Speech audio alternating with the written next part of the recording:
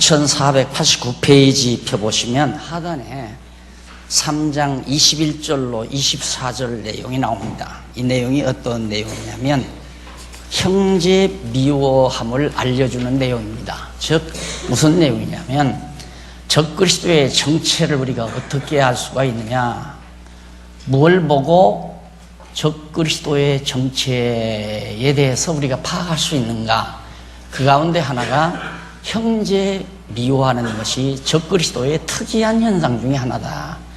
그런 내용을 지금 밝혀주는 내용 가운데 마지막 부분을 남겨놓고 제가 시간이 돼서 마무리했습니다. 3장 21절로 24절이 바로 적그리스도의 정체를 우리에게 알려주는 중요한 대목 중에 하나입니다. 한번 3장 21절 읽어보도록 하겠습니다.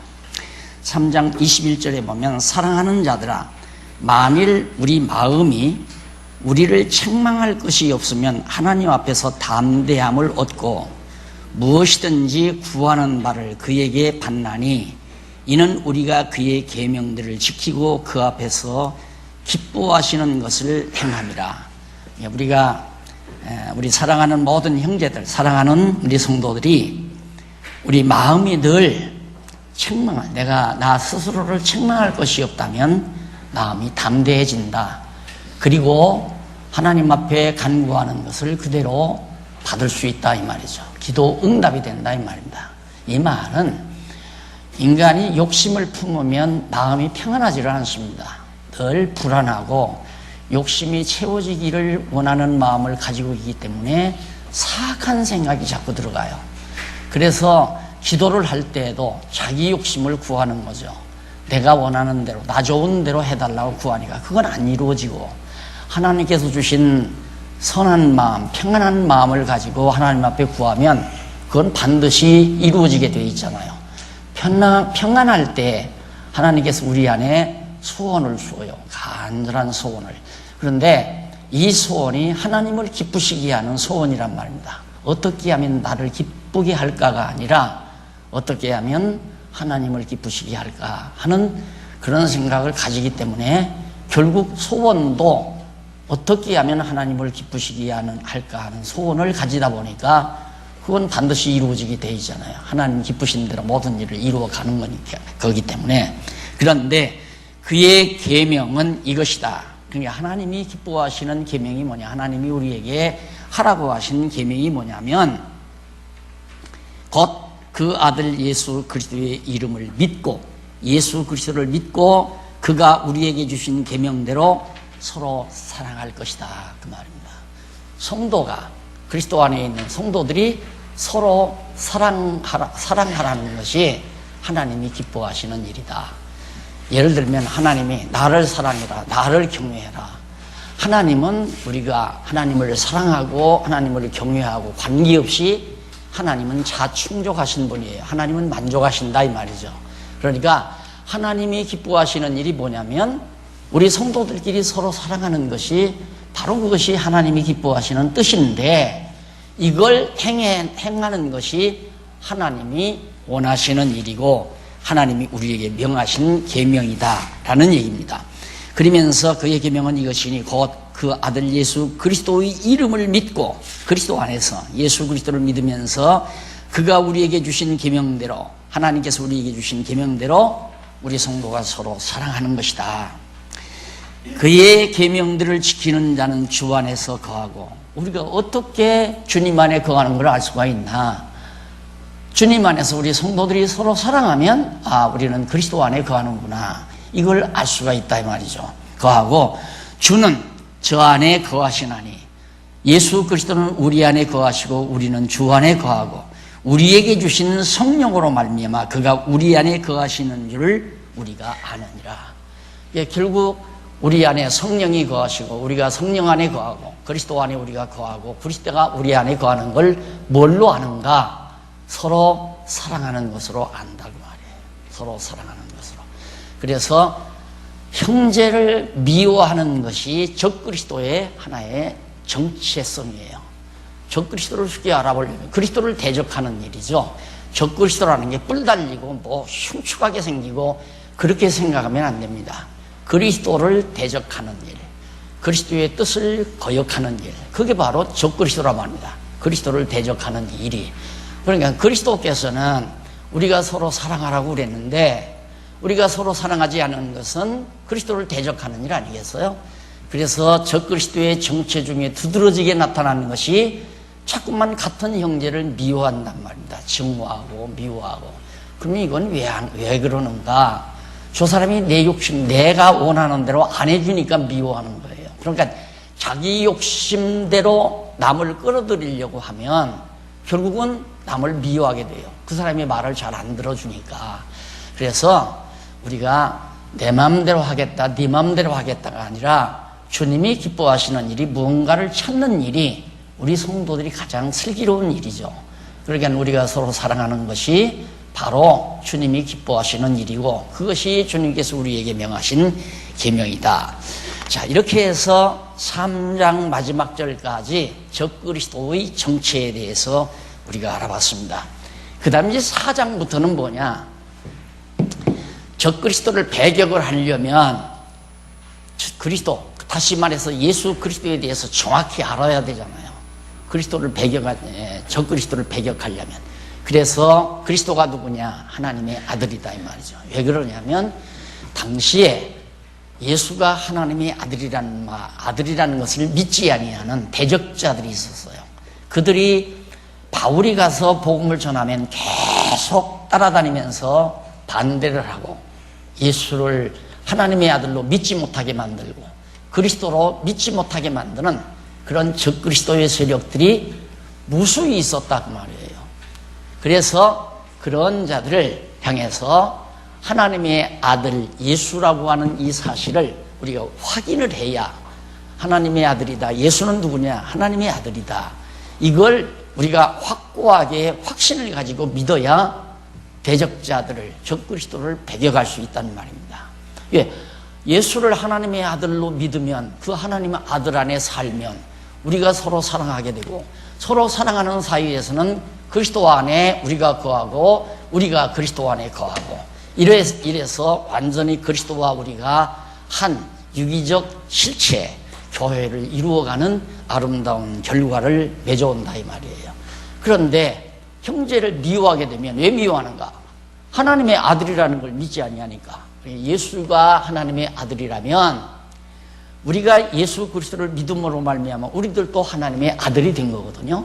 그러니까 그리스도 안에서, 예수 그리스도 안에서 우리가 다 형제란 말입니다. 그래서 형제는 서로 사랑해야 되는데, 형제가 아닌 다른 돌출뿌리가 들어오게 되면 형제를 이간시키고 형제여다우로 싸우고 서로 미워하고 증오하고 이런 결과가 나타난다 이 말이에요. 그래서 성령이 같은 그리스도의 영이 우리 안에 함께 거하시면 서로 사랑하게 되고 아끼게 되고, 그러기 위해서 하나님의 기쁘신 뜻을 우리가 이루어가게 된다. 그래서 4장 1절 한번 보시면은, 요한일서 4장 1절, 사랑하는 자들아 영을 다 믿지 말고 오직 영들이 하나님께 속하였나 시험하라. 많은 거짓 선지자가 세상에 나왔음이니라. 자, 영을 다 믿지 말라. 이 말은 영이 많다는 얘기거든요. 그러니까 오늘 우리 인간들의 모든 행동이나 자세는 영의 역사예요. 우리 인간 안에서, 특히 우리 그리스도를 믿는 성도들 안에서는 성령이 역사한다 이 말입니다. 그러면 성령이 역사하면 성령의 열매가 사랑과 희락과 화평과 자비와 양선 등등 아름다운 열매들 아니에요? 그런 열매가 우리 안에서 맺어지게 하는 거예요.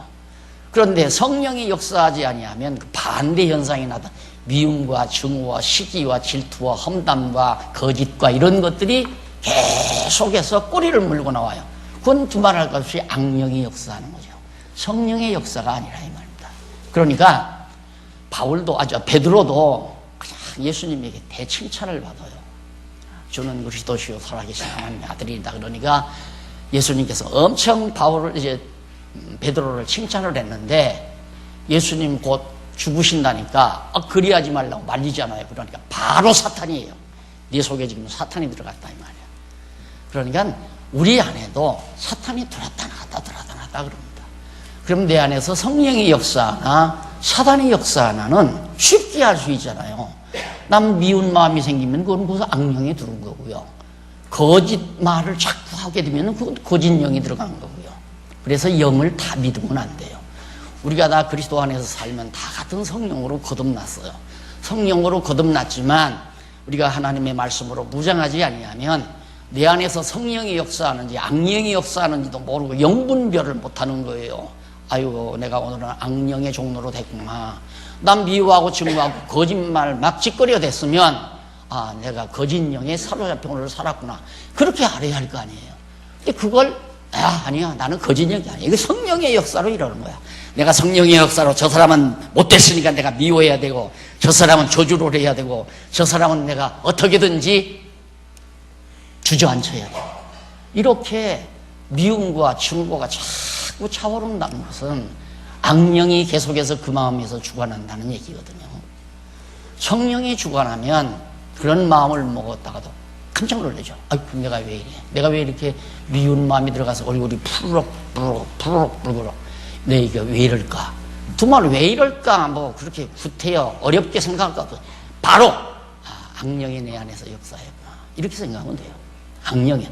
그러니까 성령의 역사와 악령의 역사는 순식간이에요. 순식간. 베드로 안에도 악령의 역사잖아요.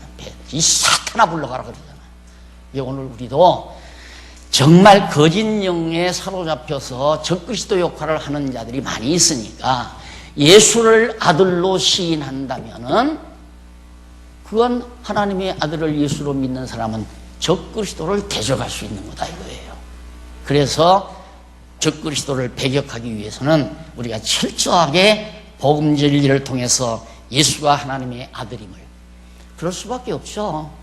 당시 유대인들이 예수를, 메시아를 한동안 기다렸잖아요. 로마 학정 속에서 기다려가지고 이제 정말 왕권을 가지고 메시아가 나타날 줄로 그렇게 생각을 했는데, 예수님이 왕권을 가지고 오시는 게 아니라 나사렛촌에서 처녀 마리아의 몸에, 그것도 말구 위에, 베들레헴 말구 위에 처참하게 태어났다 이 말이죠. 목수의 아들로 자라난 예수가 갑자기 내가 하나님의 아들이다 그러니까 안 믿죠. 그래서 그 유대인 회의에서, 즉 산헤드린 공회, 유대인 회죠. 유대인들의 장로, 제사장, 바리새인, 서기관들, 끄릿끄릿한 정치 지도자들, 그들로 이루어진 큰 유대인 회의가 앞장서 가지고 예수를 정말 십자가에 못 박는데 앞장섰잖아요. 그것도 자기들만이 아니라 로마 제국주의자들을 등에 업고. 그러니까 예수를 그리스도로 못 믿게 하는 거죠. 하나님의 아들로 절대 인정하면 안 돼, 그 사람들은. 근데 우리 안에도 가끔 그런다 이 말이에요. 우리 안에도. 내가 미워하는 사람도 하나님께서는 사랑해서 그를 위해서 당신의 독생자 예수 그리스도를 보내가지고 피 흘려 죽게 하셨다는 사실을 얼른 생각한다면, 아이고, 내가 왜 이렇게 미워하지? 다 하나님 안에서는 형제인데, 그리스도 안에는 다 같은 형제인데 내가 왜 저 형제를 미워하고 증오할까?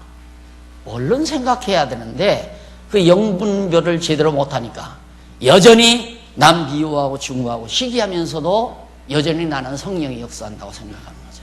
아니에요. 나라도 지금 이 순간 누구를 미워한다면 그때 순간 악령이 들어와 있는 거예요.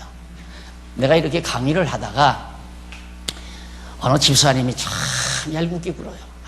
저 집사님 저 없어졌으면 참 좋겠다. 이런 악심이 딱 들으면 그때 마귀가 들어와서 나한테 그렇게 역사하는 거란 말입니다. 그러면 강의하다 말고 그냥 내쏘는 거죠. 그냥 비난하고 욕하고 정죄하고. 성령과 악령이라는 것이 그렇게 뭐 어렵게 되는 것이 아니라 우리가 육체의 소욕이기 때문에 기본적으로 악령이 들어와서 작용하게 돼요.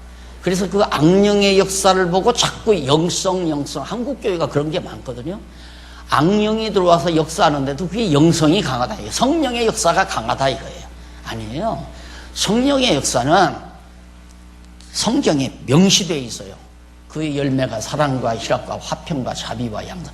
하여튼 조용하고 평온하고 서로 오손도손 사랑하고 배려하고, 이게 바로 성령의 역사지. 서로 잘난 척하고 누구를 지배하고 다스리고 내 수하에 넣고 내 명령에 움직이게 하고 이런 것들은 전부 다 악령이 들어와서 그렇게 만들어가는 거 아니에요.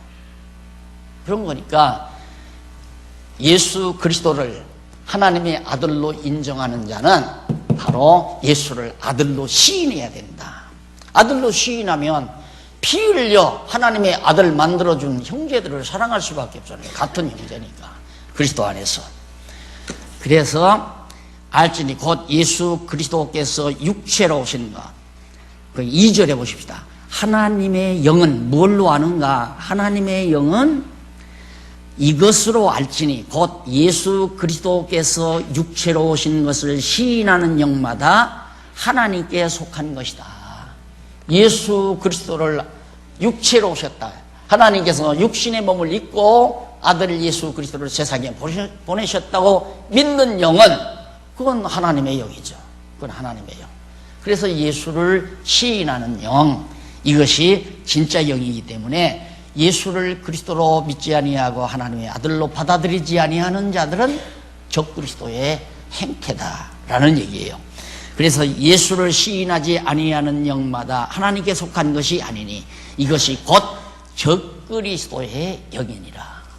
하나님의 아들로 시인하지 아니하면, 예수를 시인하지 아니하면 그건 적그리스도라 이 말이에요. 그래서 예수를 그리스도로 믿지 못하게 하고, 그런데 우리는 그냥 계속 예수는 그리스도야, 하나님의 아들 그리스도야, 그렇게 믿으면서도 내 안에 하나님께서 주신 계명 서로 사랑하지 못한다면 역시 내 안에 악령이 역사하는구나, 사단의 영이 역사하는구나, 적그리스도의 영이 내 안에서 작용하는구나.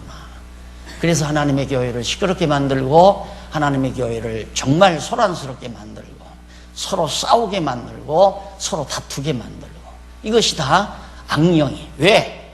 악령은, 적그리스도의 영은 이 지상의 교회가 무너나는 걸 기본으로 해요. 교회가 서지는 걸 절대 원하지 않습니다. 적그리스도의 영은. 왜? 그리스도의 몸된 교회니까 교회를 무너뜨려야 되잖아요. 그래서 교회를 무너뜨리는 방법은 서로 반목지시하는 것이 교회를 무너뜨리는 방법이란 말입니다. 그게 악령의 역사가 그렇게 작용하는 것이다.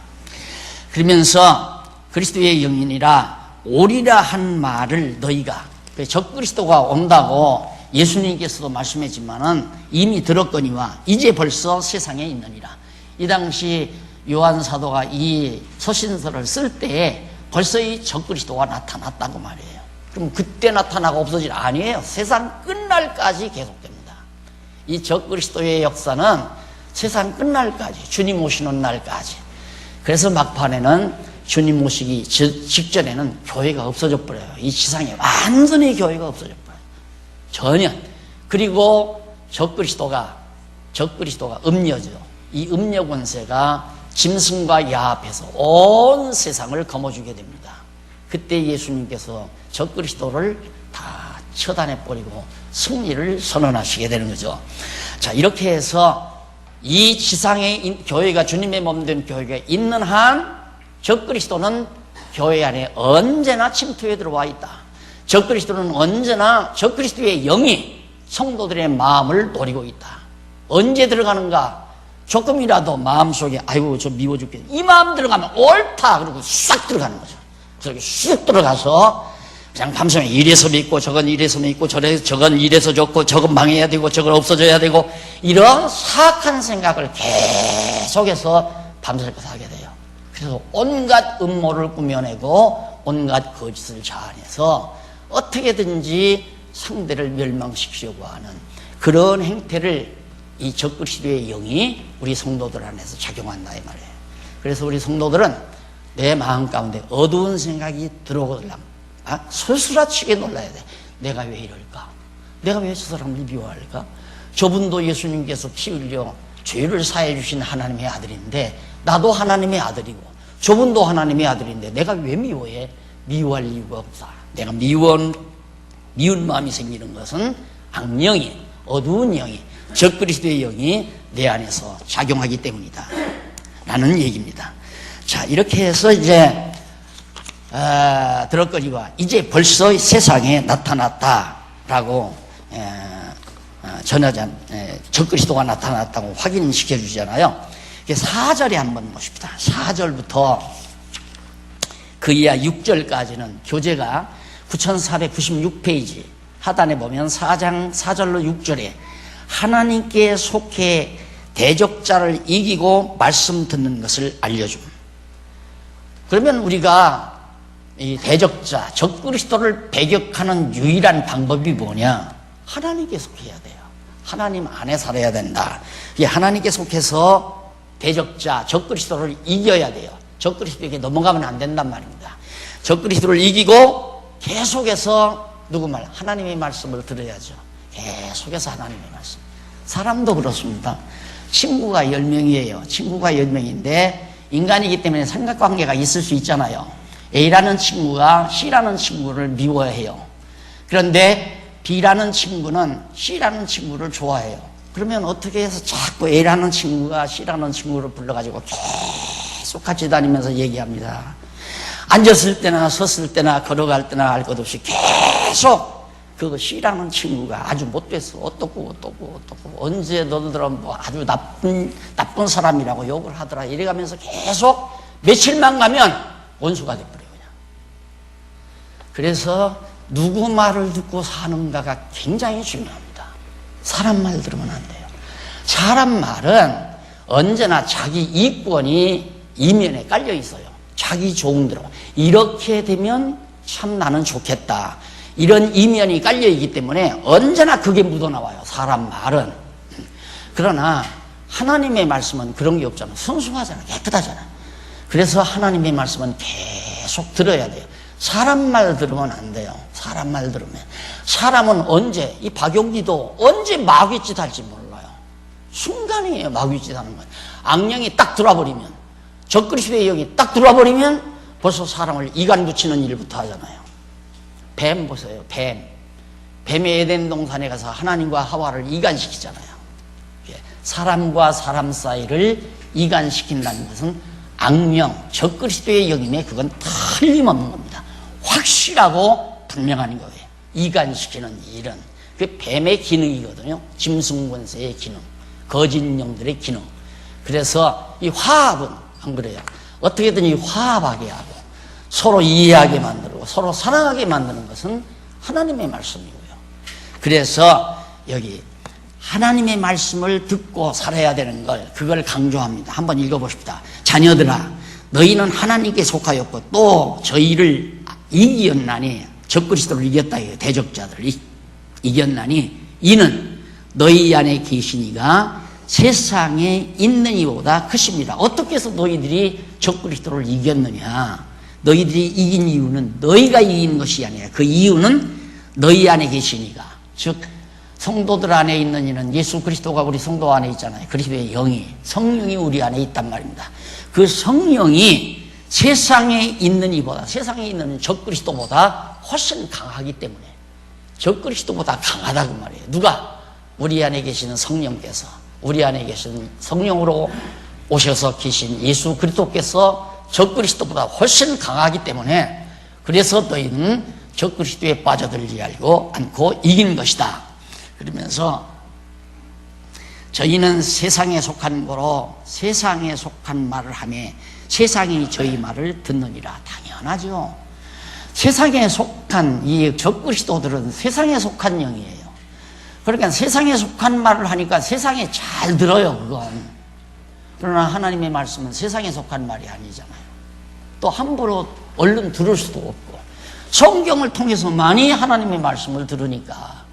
그러나 적그리스도의 영들은 세상적인 말이에요. 봐라, 사람이나 인간이나 이렇기 때문에 이래야 된다, 이래야 된다, 이것도 이렇고 이것도 있고 하면 다 합리적으로 맞는 것 같아요. 그 말이. 아, 옳구나, 정말 맞아, 정말 잘못됐네, 정말 좋으네, 이렇게 해서 다 공감해가지고 세속적으로 자꾸 빠져들어가잖아요. 인간적으로 빠져들어간다 이 말이죠. 점점 빠져들어가요. 그것이 기독교 2000년 역사도 바로 그렇게 되져버린 거고, 인류 역사도 역시 마찬가지로 세상에 속한 거짓 영들이 모든 인간들을 유혹해서 노아 홍수도 맞이하게 하고 소돔 고모라 성 멸망도 맞이하게 하고 세상 마지막 불로 심판하는 심판도 맞이하게 하는 그런 결과를 거짓 영, 적그리스도의 영들이 작용하는 것이다.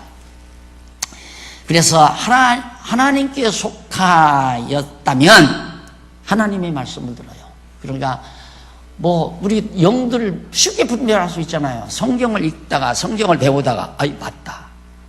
그리고 내가 공감하고 받아들이면 그 성령의 역사예요. 그런데 나는 여기는 아니야. 내가 비록 누구는 미워하고 누구는 좋아하고 하지만 나는 여기에 속하지는 않았을 거야. 자기를 자꾸 빼돌리는 것은 사단의 유혹에 빠지는 거예요. 그리스도 안에서 같은 형제라면 사랑한다는 것은 당연한 거예요. 당연한 거. 서로 사랑한다는 것. 사람이란 이제 보통 그렇습니다. 인간적으로 이렇게 보면 강자, 신앙적으로 강하게 서 있으면 상대들의 단점을 보려고 안 해요. 저분이 지금 저렇게 해도 과거에는 이렇고 했는데 자꾸 장점을 자꾸 기억하게 돼요. 그럼 미운 마음이 없어지기 위해서 장점을 기억하는 것이 아니라 성령께서 그 사람의 장점을 자꾸만 기억하게 하니까 미운 마음이 사라져 버려요. 그래서 참 성령의 놀라운 종이죠, 그런 것도. 그런데 반대로 자기가 약자라면 신앙이 연약하다 이 말이에요. 쉽게 말하면 약자는 상대의 단점만 자꾸 부추겨요. 단점, 잘못된 것만 자꾸 생각하고 잘못된 것만 자꾸 얘기를 해요. 그럼 그 말 들을 때 안 미워질 사람이 어디 있어요? 상대의 잘못된 것만 자꾸 기억하고 그것만 들추는데 못됐다고 자꾸만 미워지는 거죠. 그것도 왜 그러는가? 악령이 그렇게 그 사람의 마음 속에서 상대의 잘못된, 형제의 잘못된 것을 자꾸 부추기게 하니까 생각나고 부추겨지면 부추겨질수록 미운 거예요. 나쁜 놈이다. 정말 고약한 놈이다. 이렇게 해서 서로 족수를 만들어서 교회를 무너뜨리려고 하는 것이 사단의 계략이라 이 말이에요. 그래서 사도 요한은 지금 적그리스도의 영, 하나님의 영을 어떻게 분별해야 되는가 하는 것을 자세하게 설명해 주고 있습니다. 우리 말을 듣고, 하나님을 아는 자는, 우리는 하나님께 속하였으니 하나님을 아는 자는 6절에 나오죠. 우리의 말을 듣고 하나님께 속하지 아니한 자는 우리의 말을 듣지 아니하나니 진리의 영과 미혹의 영을 이로써 아느니라. 제가 지금 이 강의 시간에 가능만 하면 성경만 읽고 모르는 단어만을 정리하면서 문맥을 잡아 핵심만을 짚어드리는 이유는 하나님의 말씀만 하기 위해서입니다. 근데 이게 듣기 싫다면 심각한 거죠. 하나님의 말씀을 듣기 싫어한다면 그건 심각한 거예요. 악령의 지배에 완전히 사로잡혀 있다는 얘기입니다. 자꾸 제가 지금 하는 얘기를 박용기가 저런다고 얘기하면 안 들려요. 절대 안 들려요. 저 박용기가 지금 저러고 한다.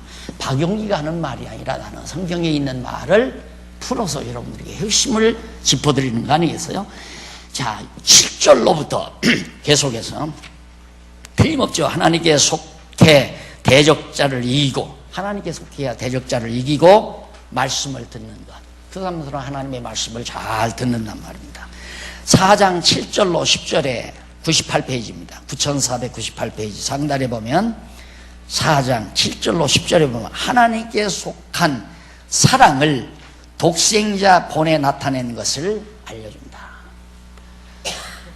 사람이 가장 아주 순수하고 좋아질 때가 언제냐면 내가 정말 관심 있는 분, 내가 존경하는 분으로부터 저분이 나를 사랑하고 있구나.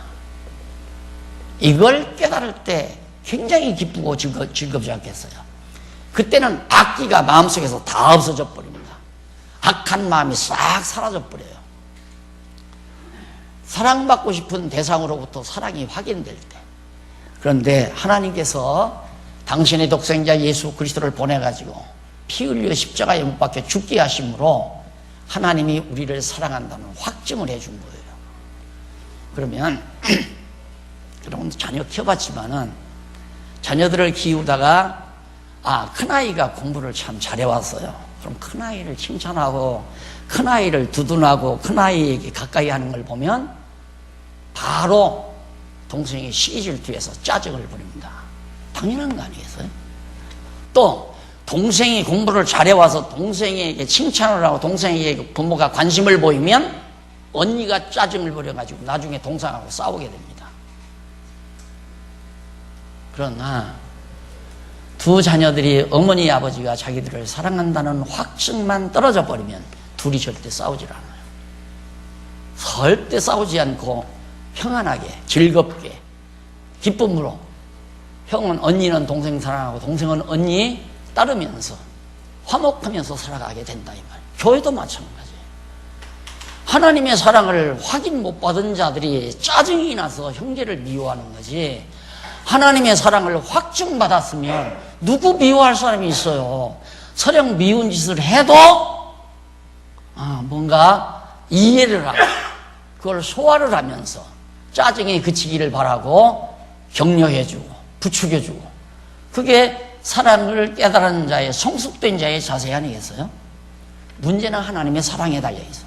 내가 하나님의 사랑을 확실히 깨달았느냐 안 깨달았느냐. 하나님의 사랑에 확증을 받아버리면 만족해버리잖아요. 더 이상 더 욕심 부릴 게 없잖아요. 최고잖아요. 욕심이 없으면 마음에 악한 마음이 있을 수가 없고, 악심이 없다는 말은 사단이, 거짓 영이 내 마음에 들어올 수 없다는 얘기예요. 그래서 은혜와 평강, 사랑 이런 것들은 다 성령께서 우리 안에 맺어지게 만드시는 놀라운 역사라는 걸 알 수가 있습니다. 그래서 계속해서 거의 7절 이하에 7절 이하에 보면, 사랑하는 자들아 우리가 서로 사랑하자. 사랑은 하나님께 속한 것이니 사랑하는 자마다 하나님께로 나서 하나님을 알고, 사랑하지 아니하는 자는 하나님을 알지 못하나니. 왜? 그 이유는 하나님은 사랑이시기 때문이다. 하나님이 엄청난 사랑의 본체이신데 하나님을 알았다면서 어떻게 형제를 미워할 수 있느냐, 지금 그 얘기 아니에요. 하나님께 속한 자는 당연히 사랑하고, 하나님께 속하지 아니한 자는 당연히 형제를 미워하고, 이렇게 된다는 얘기죠. 그래서 하나님의 사랑이 우리에게 어떻게 나타난 바 되었으니, 이렇게 나타난 바 되었으니, 하나님의 사랑이 우리에게 나타났다. 어떻게?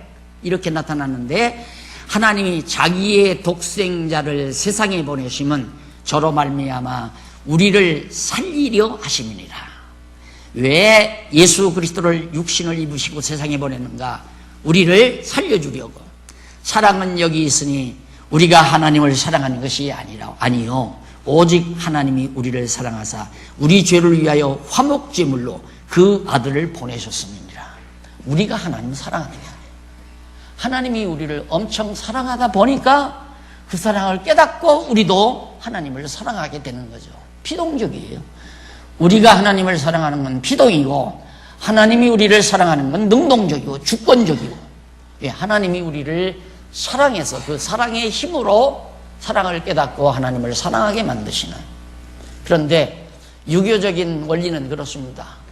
자녀들에게 너 부모에게 효도하라 이거예요. 효도하라. 명제적으로 그렇게 규제를 해서 규범을 만들어서 자식들은 부모를 효도하게 만들죠. 근데 성경은, 성경적인 원리는 그게 아니에요. 부모들이 자녀들을 사랑으로 잘 양육을 하면 사랑 안에서 자라나는 자녀들은 나는 이 다음 커서 엄마를 어떻게 기쁘시게 할까? 나는 이 다음 커서 아버지를 어떻게 기쁘시게 할까? 이런 생각을 계속 뇌리에 새기고 산다 이 말이에요. 그러다 보면 효자가 되는 거예요. 효자가. 그런데 부모의 사랑을 못 깨달으면 불효자가 되는 거고, 아버지는 아버지 세대 사세요. 나 간섭하지 마세요. 딱 해버리잖아요. 그러니까 하나님은 우리에게 규범을 줘서 날 사랑해라, 나를 경외해라 그러는 게 아니라, 하나님이 우리를 얼마나 사랑하는가를 깨닫게 하기 위해서 독생자 예수 그리스도를 보내가지고 십자가에 못 박혀 죽게 만들어가지고 우리로 하여금 하나님의 사랑을 확증하게, 확실히 깨닫도록 만든다면, 그래서 그 사랑을 깨닫고 우리도 감복해서 감동을 받아 하나님을 사랑하지 않고는 견딜 수 없게 만드시는 이 놀라운 역사를 지금 사도 요한이 성령 감동을 통해서 밝혀주고 있습니다. 그러면서 11절로 13절에 보면 99페이지, 9499페이지 하단에 보면 4장 11절로 13절 나오죠. 사랑하는 자는 성령을 주어 하나님과 하나됨을 알려준다. 그래서 그럼 하나님이 우리를 사랑했다는 걸 뭘로 하는 거예요? 하나님이 형상이 없잖아요. 하나님은 형상이 없단 말입니다. 형상이 없으니까 하나님의 영을 우리 안에 딱 주어요. 성령을 우리 안에 부어주셔서 하나님과 우리가 하나라는 거야. 너와 나는 남남이 아니라 아버지와 아들 사이 하나다 이거예요. 하나님과 아들. 하나다. 이걸 깨닫도록 그렇게 해주신다. 그래서 우리 안에 성령이 거하신다는 말은 하나님의 자녀라는 확증이고, 성령이 거하다가도 하나님의 말씀으로 무장하지 않으면 순간 거짓 영들이 들어와서 나를 거짓 것들의 종로로 타게 만드는, 그래서 사악하게 만들고 욕심부리게 만들고 거짓말하게 만들고 그리고 온갖 계략을 꾸미게 만들고, 그게 악령들이 그렇게 해서 교회를 완전히 어지럽게 주님의 몸을 다 망가뜨리게 하려는 계략을 꾸미게 되는 거라 이 말이에요.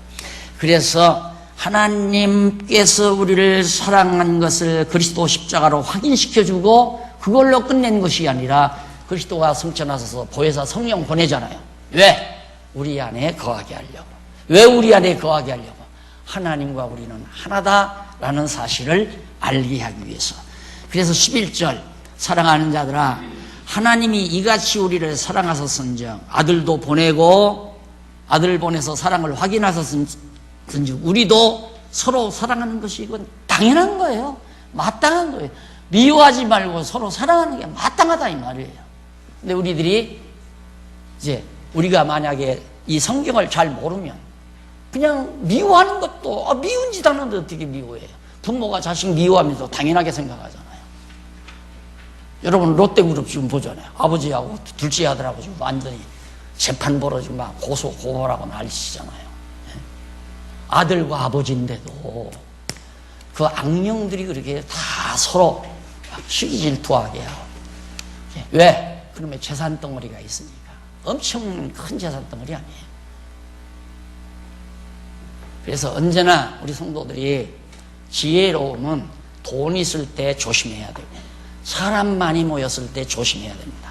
사람 많이 모였을 때 걷어잡으려 하지 말고, 다 내 말 잘 듣게 만들려고 하지 말고, 또 돈이 많이 모여졌을 때 내 마음대로 쓰려고 욕심 부리지도 말고, 그건 바로 마귀가 가져다 주는 거예요. 마귀가.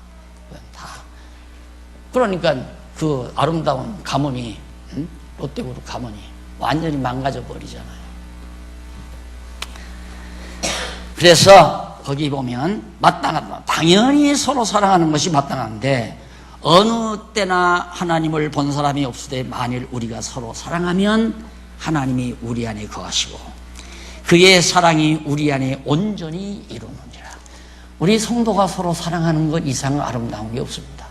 이것이 주님의 몸을 이루는 거고, 이것이 하나님과 함께 사는 거고, 이것이 바로 하나님이 우리 안에 거하시다는 확증이고, 그의 성령을 우리에게 주심으로 우리가 그 안에 거하고 그가 우리 안에 거하시는 줄을 아느니라. 하나님께서 아까 예수 보내서 사랑 확인시키고 또 하나님의 영 성령을 보내서 우리 안에 거하게 하시고, 얼마나 더 사랑해요. 성령이 우리 안에 거해야 평안함이 와요. 미운 마음도 없어지고 시기하는 마음도 없어지고 욕심도 사라져버리고 기쁨이 있고 평안이 있고. 성령이 우리 안에 거하서야. 근데 성령이 우리 안에 거하지 아니하면 사랑과 희락과 화평과 자비와 양선과 이런 등등의 아름다운 열매가 우리 안에 맺어질 수가 없는 거죠. 그럼 그게 지옥 아니에요? 그런 거 없는 게 지옥이에요. 사랑 대신 미움, 희락 대신 고통, 근심, 걱정, 진노, 화, 분음 이런 것들로 우리 안에 가득 채워져 있다는 것은 성령이 우리 안에서 떠나고 거짓 영, 사단의 영이, 마귀의 영이 우리 안에 들어와서 작용한다는 얘기가 되는 겁니다. 그래서 온전히 우리 안에 온전히 이루신다. 그러면서 13절 그의 성령을 우리에게 주심으로 우리가 그 안에 거하고 그가 우리 안에 거하시는 줄을 아느니라. 성령을 우리 안에 주니까 난 하나님 안에 산다. 또 하나님이 내 안에 거하시다. 이걸 알 수 있다 이 말이죠. 그리고 계속해서 14절로부터 16절 16절 보면 9501페이지에 나오죠. 중간에 보낸 아들을 시인하는 자는 하나님과 하나됨을 알려줍니다. 보낸 아들, 하나님의 아들 예수를 이 세상에 보낸 아들을 육신을 입고 이 세상에 오신 예수를 시인하는 자. 아, 저분이 하나님의 아들이야. 말구 위에 누워 계신 아기 예수가 바로 하나님의 아들이고, 역시 광야에 와서 외치는 분이 바로 하나님의 아들이고, 그분을 하나님의 아들로 시인하는 자는 하나님과 하나 된 것이다. 예수를 그리스도로 믿는 것은 하나님과 하나 된 거예요. 하나가 됐으면 그걸 뭘로 하는가? 항상 하나님이 내 안에 거셔서 성령이 내 안에 있으므로 성령의 열매가 내 안에서 이루어지면 하나님과 하나 된 거예요. 그런데 성령의 열매가 내 안에 있다가도 순간 기쁘고 즐겁고 평안하고 항상 하나님 앞에 감사가 넘치고 그랬던 생활이 어느 날 갑자기 없어져가지고 난 미워하고 증오하고 시기하고 질투하고, 이건 벌써 성령이 내게서 떠나고 악령이 내 안에 들어와 있다는 얘기가 된다 이 말이에요. 그래서 그걸로 우리는 알 수가 있다. 14절 보낸 아들을 시인하는 자는 하나님과 하나 됨을 14절로 오십시다. 14절 보면 여기 아버지가 아들을 세상의 구주로 보내신 것을 우리가 보았고 또 증거하노니, 예수님 하나님이 보내신 것 우리가 사도 요한이 눈으로 보지 않았어요. 그리고 그가 하나님의 아들임을 증거했는데, 누구든지 예수를 하나님의 아들이라 시인하면 하나님이 저 안에 거하시고 저도 하나님 안에 거하느니라. 자, 그러면 하나님의 아들이라고, 예수가 하나님의 아들이라고 시인하면 하나님이 우리 안에 거하시고 또한 우리가 하나님 안에 거한다. 이 둘은 어떤 조건이 아니에요. 조건으로 해석하면 안 돼요. 내가 지금 정말 하나님의 아들이라 시인하면 하나님이 서로 내 안에 거하시고 저도 내 안에 거하느니라. 하나님이 내 안에 거하면 하나님이 하나님의 계명을 지키도록 서로 사랑하도록 할 거 아니에요. 형제가 서로 사랑하도록 하나님이 내 안에 거하시니까, 또 하나님 안에 거하니까. 내가 늘 강조하지만 형제가 많은 형제가 어머니 아버지가 살아있을 때는 형제 싸움 별로 안 벌립니다. 형제 싸움 자꾸 벌리다 보면 아버지한테 미움받으니까, 미움받으다 보면 재산 분할할 때 여파가 생기잖아요. 그러니까 절대 어머니 아버지 살아계실 때 안 싸워요. 네. 어머니 아버지 세상 떠나면 서로 싸웁니다. 왜? 그 다음에는 형제도 이제 이권 다툼이니까. 이권 다툼 마찬가지예요. 우리가 하나님 안에 거한다면 싸움이 없죠. 항상 평안하고 기쁘고 즐겁고 감사가 있고. 남 자꾸 흠집 드러내가지고 부추겨가지고 소란 피우고, 형님이 어떠고 저떠고 저 형수가 어떠고 저떠고 뭐 아버지에게 어떠고 저떠고 선물 사왔는데 그건 엉터리 가짜를 갖다 짝퉁 사다가 지금 어머님한테 드린 겁니다. 이런 식으로 이간질 붙이고, 이렇게 해서 가정을 파탄시키는 어리석은 영의 종로로 다는 것처럼, 교회도 그리스도 안에 그리스도를 믿는 자들은 하나님 안에 거하고 우리가 하나님 안에 거하고 하나님이 우리 안에 거하시기 때문에 마땅히 서로 사랑한다. 마땅히 서로 사랑한다. 이 마땅히 서로 사랑해야 되는데 사랑하지 않는 것을 보면 우리가 아하, 저 악령이 역사하는구나 이렇게 생각하면 정확한 판단이에요. 그 다음에 누구든지 예수를 하나님의 아들이라 시인하고 16절 하나님이 우리를 사랑하시는 사랑을 우리가 알고 믿었노니 하나님은 사랑이시라. 사랑 안에 거하는 자는 하나님 안에 거하고 하나님도 그 안에 거하시느니라. 하나님 안에 거하는, 사랑하는 자라야 하나님 안에 거하는 거예요. 사랑하지 아니하는 자는 하나님 안에 거하는 게 아니죠. 이로써 이렇게 하나님 안에 사랑 안에 거하는 자, 사랑 안에 거하는 자는 하나님 안에 거하고 하나님도 그 안에 거하시느니라. 이것으로서 사랑이 우리에게 온전히 이룬 것은 우리로 심판날에 담대함을 가지게 하려 함이니 주의 어떠하심과 같이 우리도 세상에서 그러하니라. 예? 결국 우리가 서로 사랑하면 심판날 담대하죠. 서로 사랑하면 다 덮어지잖아요. 사랑은 허다한 허물을 덮는다. 덮지 못할 허물이 없죠.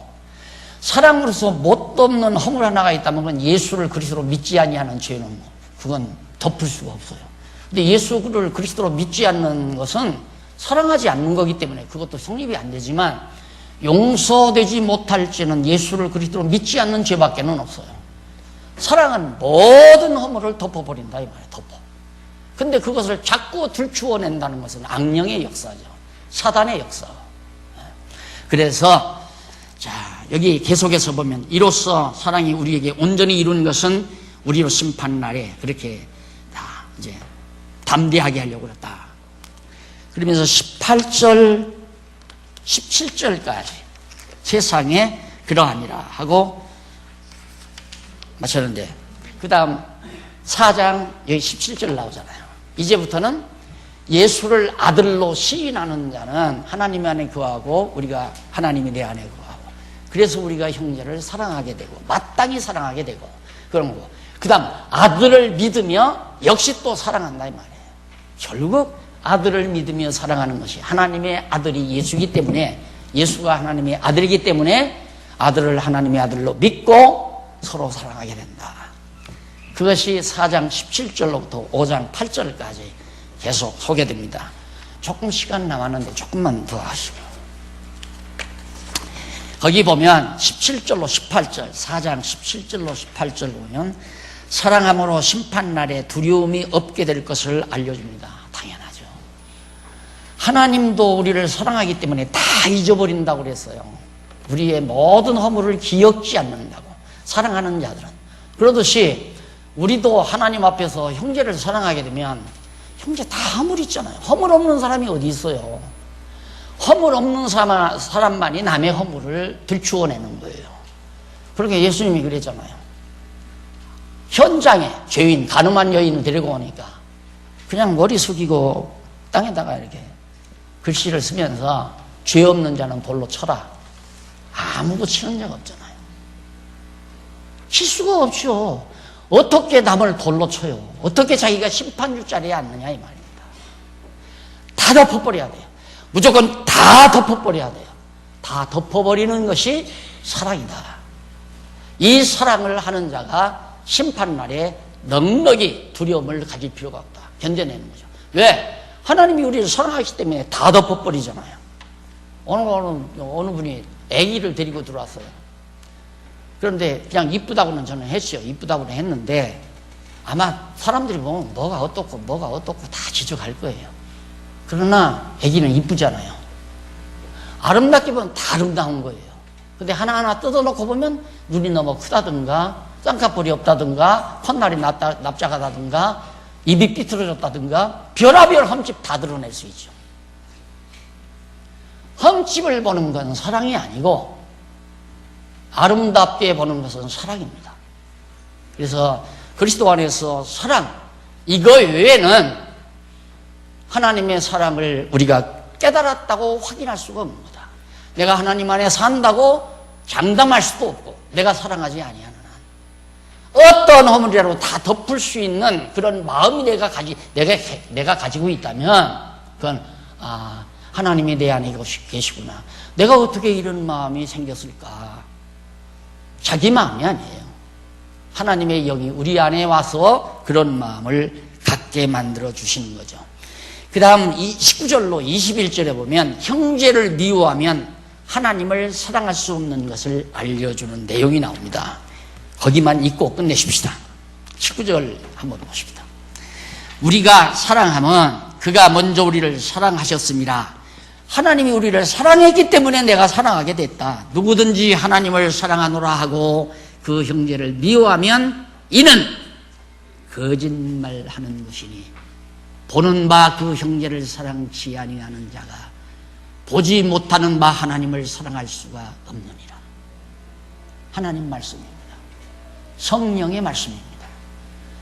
남을 미워하면서도 하나님을 사랑한다는 말은 새빨간 거짓말이다 이 말. 우리가 이 계명을 주께 받았으니 하나님을 사랑하는 자는 또한 그 형제를 사랑할지니라. 기도하십시다. 자비로우신 하나님 아버지, 은혜를 감사합니다. 오늘 또 귀한 말씀 우리에게 주셨습니다. 성령을 통해 우리에게 이 소중한 말씀 사도 요한을 통해 주시지 않았다면 오늘 우리 안에서 악령이 역사하는지 성령이 역사하는지를 우리가 어떻게 알 수 있었겠사오리까. 하나님 아버지여, 이 말씀 우리 심령 깊이 책임질되고 영혼의 큰 양식이 되게 하시옵소서. 예수님 이름으로 기도드립니다. 아멘.